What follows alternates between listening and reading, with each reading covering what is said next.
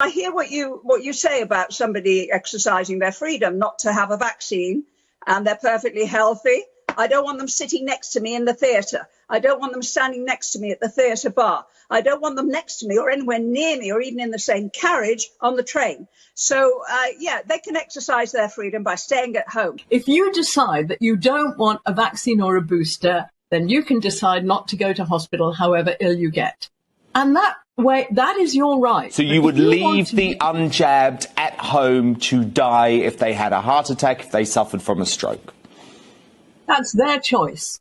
Dr. Fauci said that if hospitals get any more overcrowded, they're going to have to make some very tough choices about who gets an ICU bed. That choice doesn't seem so tough to me. Vaccinated person having a heart attack? Yes, come right on in. We'll take care of you. Unvaccinated guy who gobbled horse goo? Rest in peace, Wheezy.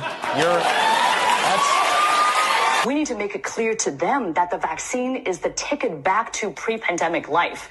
And the window to do that is really narrowing. I mean, you were mentioning, Chris, about how all these states are reopening. They're reopening at 100%. And we have a very narrow window to tie reopening policy to vaccination status. Because otherwise, if everything is reopened, then what's the carrot going to be? How are we going to incentivize people to actually get the vaccine? So that's why I think the CDC and the Biden administration needs to come out a lot bolder and say, if you're vaccinated, you can do all these things. Here are all these freedoms that you have.